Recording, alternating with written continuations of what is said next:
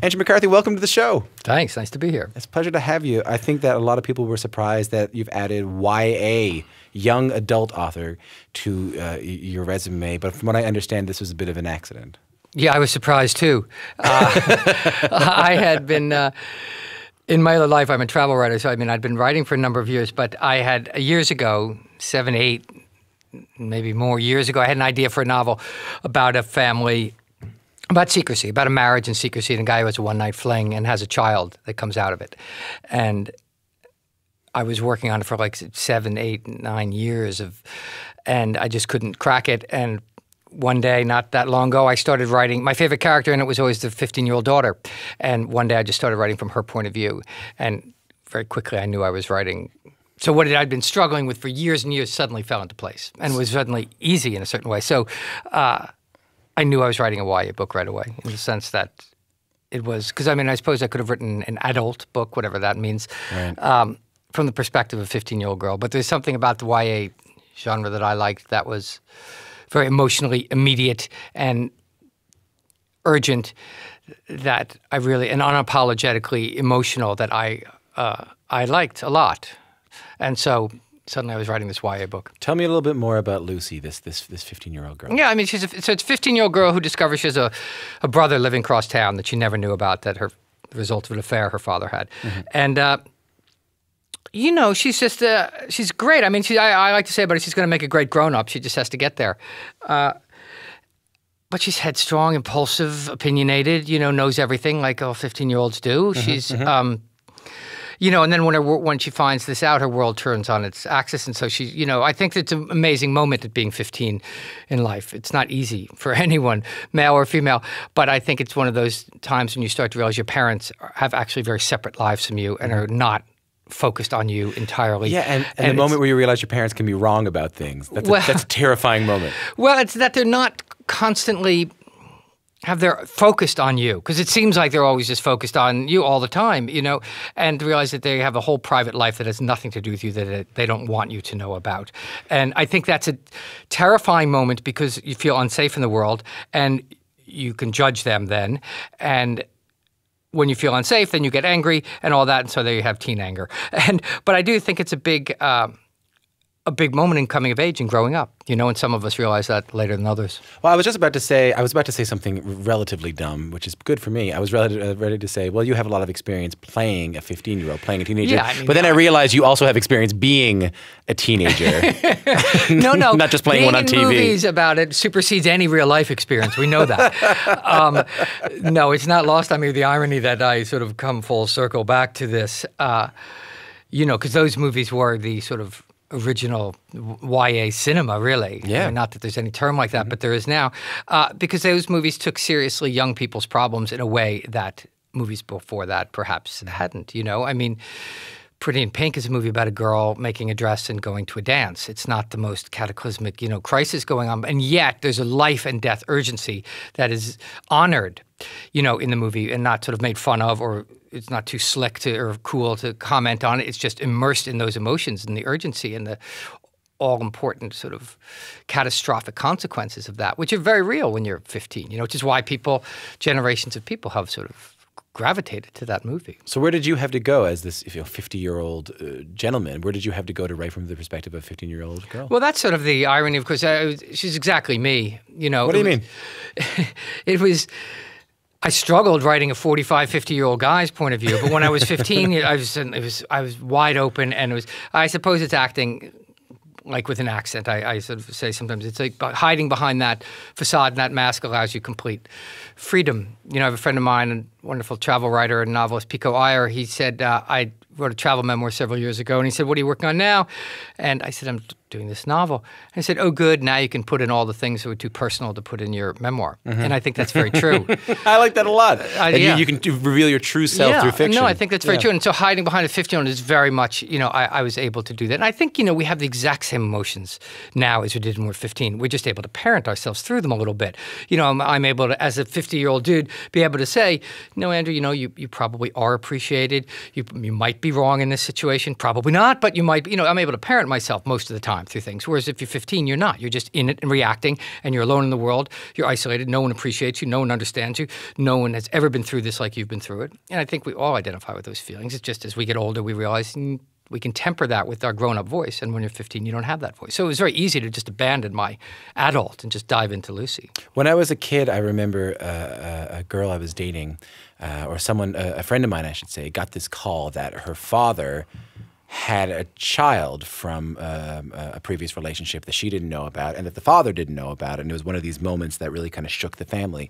At the core of, I wasn't going to spoil it, but I'm kind of happy that you did. At the core of this book is this great family secret that the father of yeah, I mean, it's no spoiler. I mean, she finds out in the first few pages. Well, I was going to say the first, but I wanted you to do it. Do you hear me out? I wanted you to do it. But from what I understand, people are this is what I mean is that you're not alone in these catastrophic events can actually happen. These family secrets can actually happen. And from what I understand, people are starting to share those with you. Yeah, I mean, I was talking about the book for about a month on tour.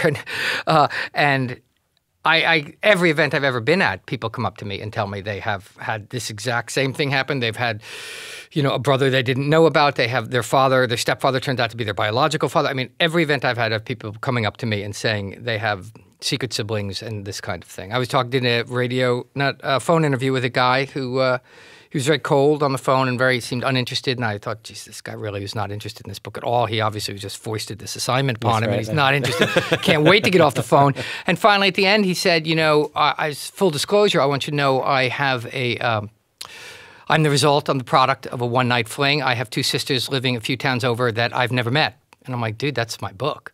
Right. So, and after that, we had this great conversation. Interesting, but it's out there. There are a lot of horny people out there keeping secrets. What did you learn about family secrets? What did you learn about family in writing this book? Well, I mean, family is an untangleable knot, and one secret begets another secret, and it just sort of the dynamic.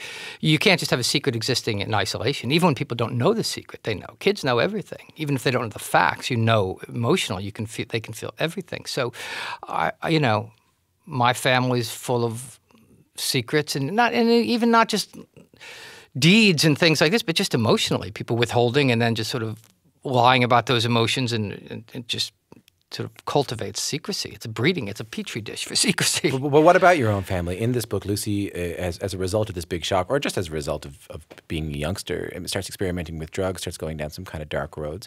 You are a father. As a father, what was it like to write about some of those coming-of-age experiences that not only you have, but you also have to watch your children have? My kids are young. They're 15, 10, and 3. And 15 is when the stuff starts happening. Yeah, no, right. And my son's having a very different experience than me. I mean, I asked him if he wanted to read the book, and he said he'd wait for the audiobook. And you said I could just read it to you. Yeah, that's what I want to do, Dad. Hang out and have you read to me your book. That sounds awesome. Every 15-year-old wants that. What was the question? I don't even remember. Yeah, we're talking about the idea of writing books and writing passages about young people who are around, who are teenagers, experimenting with drugs, going down some dark roads, and then looking at your own child who's 15 and saying, well, this is the age where that dark road begins to appear. Well, there's that. There's one episode in the thing where there's some sex in the book, and then there's her boyfriend experiments with drugs and stuff, and people say, well, you should take that out of the book. And I'm like, dude, I'm sorry, but if you may have your own, you can put your head in the sand, but 15-year-olds are experimenting with drugs and experimenting with sex. And if you don't think they are, then you're not doing your children a service. Mm-hmm. So, I mean, it's just life, Mm-hmm. But I do think it's one of those, it's how we start to handle that moment in life at 15, 16, 14, when where we realize we are in the world alone and our parents do not protect us and choices matter and have consequences, and it's up to you to figure it out and how you're going to deal with it. And I think that's a terrifying time. So and again, everything is so all important that it's worth looking at. That's why there are so many coming of age stories, I think. I find it a fascinating time. My life changed when I was 15. I'm interested in stories where life is one way, something happens, and now your life is going in a different direction. Mm-hmm. When I was 15, I walked on stage in a high school play, and my life was different from that moment on. I don't think it's any coincidence that Lucy finds this out when she's 15, and the person writing it's life change at 15. Lucy's life is different from this moment on, and she tries to find a way to make it not horrible. That's fascinating. I should also say, and this is strange to bring up, but your 15-year-old is in a television show where his mother is played by a former co-star of yours. Yeah, right? It's a movie. My son did a movie. And, I thought it was a television show. Yeah, and he came home from rehearsal the first day and said, Dad, my mom is Molly Ringwald. I just thought life is... And you said, hold on, what? He said, no, in the movie. Right, yeah. Good point. Is there something I should know? Yeah, and so I just thought life is, cruel and my world is caving in on me. Have you come to some, when your book was on my desk, people were walking by and going, oh my God, Andrew, you're speaking to Andrew McCarthy. And they were bringing up those old Brat Pack days. They were bringing up Pretty in Pink. Was there a time? Obviously, you're comfortable about talking about it now. Was there a time when you weren't so comfortable talking about the time in your life? Sure. I mean, I think no one likes being put in a box, and I think at the time the term Brat Pack was a very pejorative term, and it was, and you try and move beyond it in a certain way. I mean, Andrew. Pretty in Pink McCarthy's going to be on my tombstone. That'll be the first thing someone says. But, and I've come to quite accept that. I mean, Pretty in Pink's been very, very good to me in the long run. It's and those movies really touch something and mean something to a generation and now second generation of people, which is shocking to me. That part surprises me. Well, you never saw that coming when you were making it. No, I mean, it was, like I said, I thought Pretty in Pink was a very silly movie when we were making it. But again, it is, and I think it is the reason that they're still around is that they do honor young people, in that way, the way YA literature now does. The YA literature now is very sort of grappling with some really important issues. It's not the Hardy Boys anymore. And those movies were really grappling, with issues teenagers were dealing with. So, emotions are emotions. And so we can, whether it's about a girl going to a dance or whether it's about some other heartbreak, it's still heartbreak, and everyone can identify with heartbreak. Are you grateful at all that you had this intense fame where you were looked at, and the Brat Pack thing kind of happened, but it wasn't at a time where there was Instagram, it wasn't at a time where there was social media? My life would have been a disaster had all that stuff. What do you mean by that? Well, I mean, my God, I did things that I just wouldn't want anyone to know, and if, cameras were there at every second, and I don't know how people navigate it now, but it's ever so, when at that time we thought we were on the leading edge of exposure and everything then, and now it's this way, and it just keeps getting more so. And forever people have been going, oh, kids today. You know what I mean? So it's the same thing. But it sounds like you have great empathy for those who are constantly being documented on Instagram and well, and on Twitter. You invite that. You don't have to be on Instagram if you don't want to But you seem like you have empathy for those who are being photographed coming out of a Cold Stone creamery, and then that photo is being put on Instagram with a geolocation tag attached to it.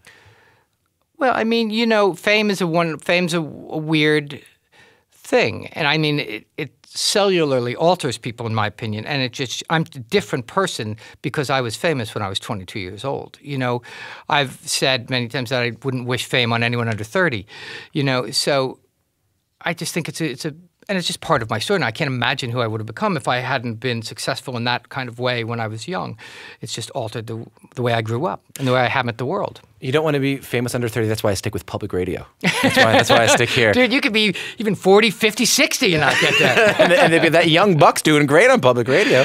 I want to ask you a little bit more about the book, but first I want to talk a little bit about, I know you directed the first episode of the new season of Orange is the New Black. Yeah, I do a lot of that show, yeah. I don't expect any spoilers, but I want to ask you about being on set, particularly after what happened at the end of last season. There was a riot at the women's prison where the show is set. A major character was killed. So what was it like to go in and direct those characters that first day after all that they've been through? Well, I mean, I do that show a lot, so but that's a big episode to come in on. Well, I usually do the first of each season, actually. So it's sort of, but that one particularly, I, of course, could tell you, and then, of course, I would have to kill you, so I can't. But we do have cameras here, Andrew. We do. We have cameras here.